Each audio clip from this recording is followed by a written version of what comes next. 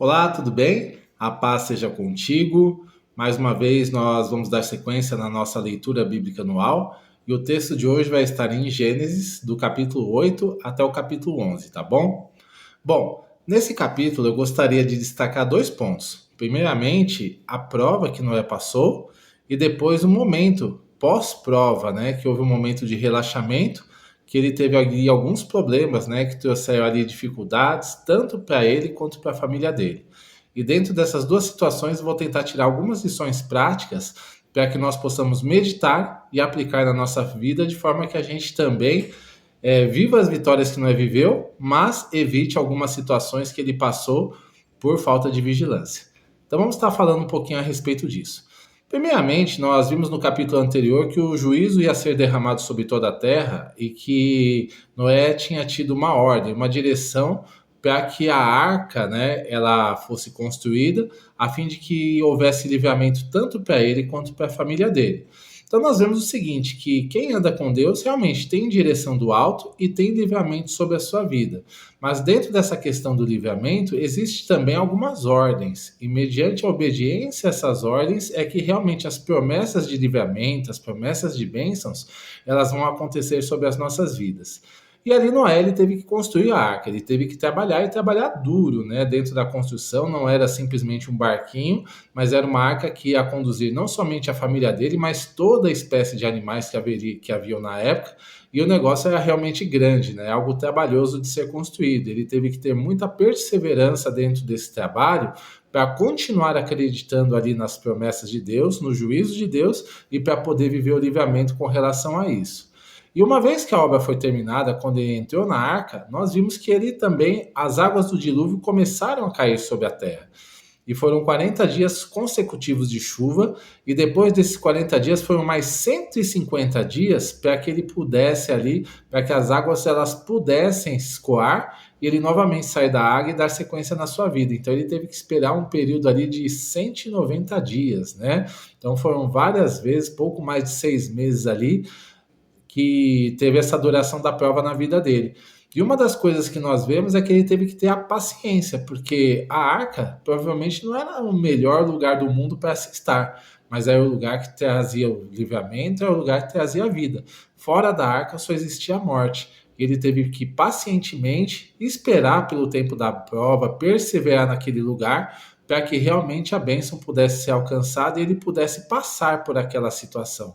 E nas nossas vidas muitas vezes é assim também, né? Quando a prova chega, nós gostaríamos que ela acabasse assim, tipo de ontem, né, para hoje, e finalizou. Mas nem sempre é assim. Às vezes as provas elas duram algumas semanas, meses ou até mesmo anos da nossa vida.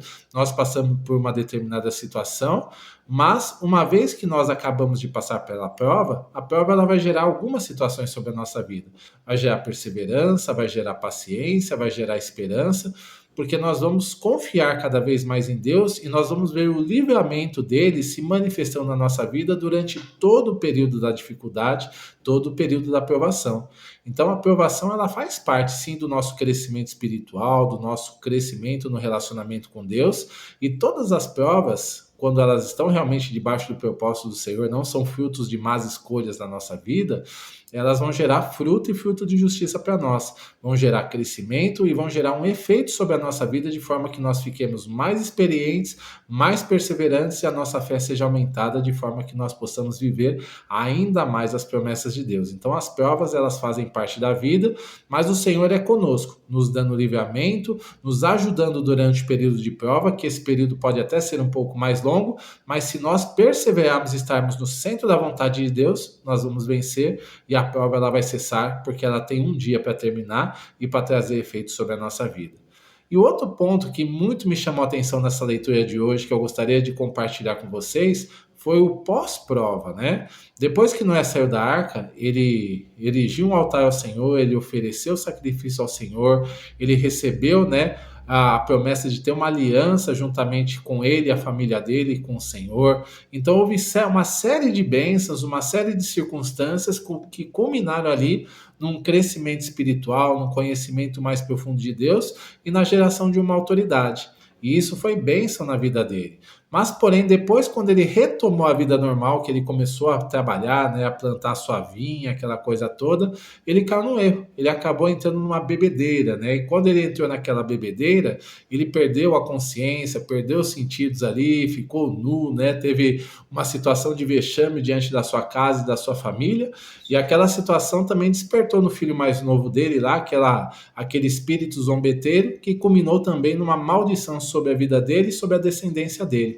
Então isso é uma coisa muito ruim, né? Porque muitas vezes no pós-prova existe um relaxamento natural da nossa vida e aí onde a gente deixa de vigiar, deixa de orar, deixa de depender de Deus e dentro desse relaxamento que muitas vezes é natural, é onde a gente acaba caindo no erro, caindo no pecado, tomando más decisões na vida que vão trazer consequências e até mesmo consequências desastrosas, como foi no caso da vida de Noé e da sua família. Então nós devemos sempre seguir pelo conselho de Jesus, vigiar e orar para não cair em tentação. Isso em todo o tempo, né? Nós devemos ser sóbrios, vigilantes, estar atentos às situações que acontecem e nunca baixar a guarda. Mesmo nos momentos de vitória, tá com a guarda alta, tá sempre orando, sempre na dependência de Deus, sempre pedindo a proteção dele, para nós continuarmos caminhando de acordo com a vontade, de acordo com seus certos caminhos e ser livres de todo mal para a sua glória. Então, essas duas coisas que eu gostaria de destacar hoje, né? A paciência no momento da prova e também a vigilância no pós-prova para que nós não venhamos a cair no erro e perdermos as bênçãos ali e contaminarmos as coisas que Deus tem nos dado e nos concedido, tá bom? Então, essa foi a mensagem para hoje. Espero que seja bênção para a sua vida.